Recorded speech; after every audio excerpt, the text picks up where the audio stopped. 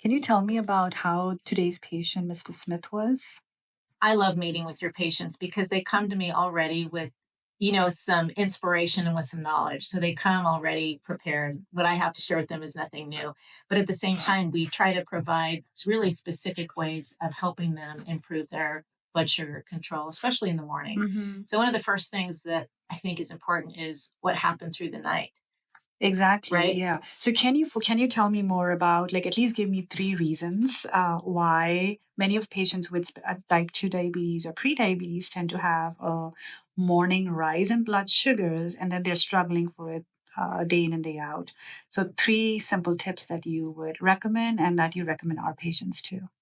So one of the first things that I would recommend is to truly do some intermittent fasting. So Mm-hmm. the hours before bedtime, at least 3 hours before bedtime, something like that, where there's no food, and then throughout the night, no food. Then that can really help with morning blood sugars. I know that Mm-hmm. seems really simplistic, but a lot of times I do see people who eat in the middle of the night or drink something just before bedtime, and that can have an effect.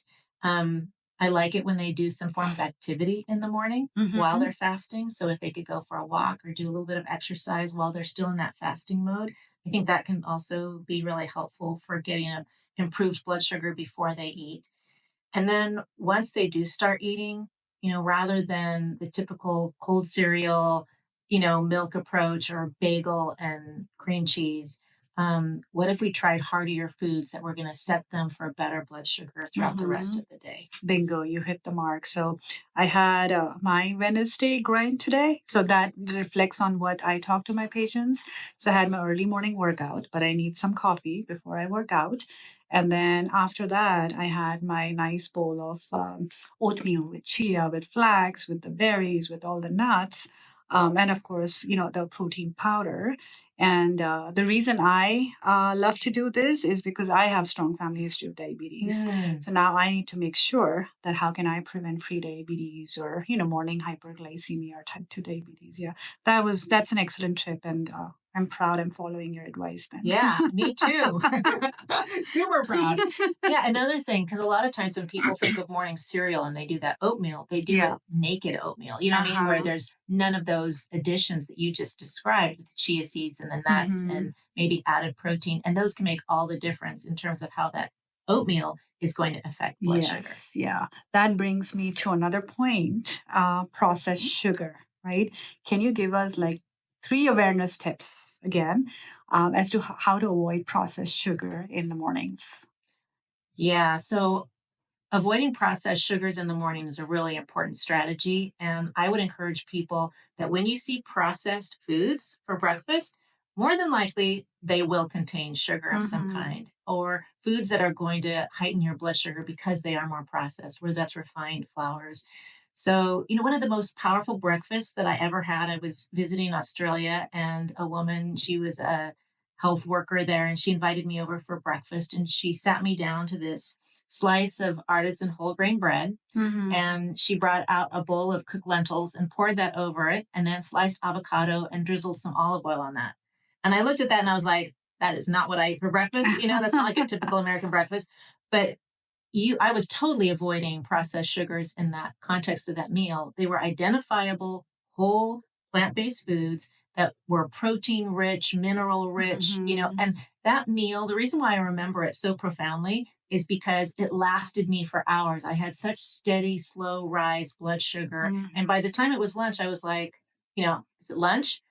Compare that with someone who eats sugar in the morning. They usually have that blood sugar spike, but then around a few hours later, they're like, I need something else to eat type of thing. Exactly, exactly. The yo-yo phenomena that occurs with the sugar cravings. Yes, I'm so glad you just summarized it with the whole foods, the plant-based, adding more fiber, protein rich, and it's also antioxidant mineral rich, Hmm. right? So this is where I also wanted to share that how you're going to add these discussions in our Empower You group program starting from February 5th. So can you tell us, what tips are you going to share with them during the group coaching sessions? Yeah, I'm super excited about Empower You because I do think that group coaching can have an effect that one on one doesn't have, the synergy.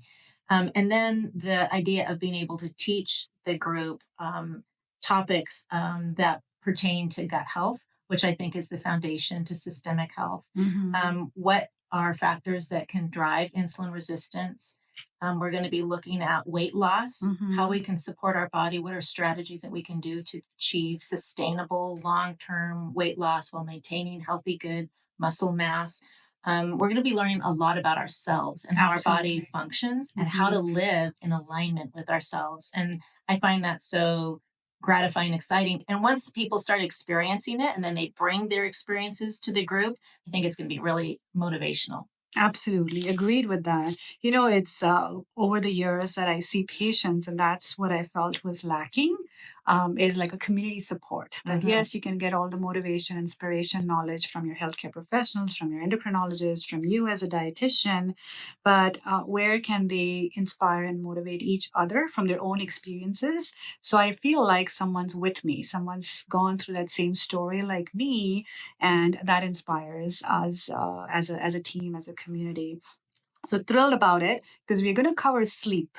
We're going to cover their psychological well-being. We're going to cover how to live and cope with stress, or how to respond to stress rather than react, which in today's world we tend to do more often than not. And then the other aspects are how to make sustainable changes, just like you mentioned, right? So that they can conquer their health and they are their own anchors rather than just us being anchors, and not letting this be a sick care visit, but prevention, right? Yeah. So I'm so glad that it's going to be Risë being in our team, and we both will be delighted to see you all learn from our program, which is Empower You, and that's truly going to empower you.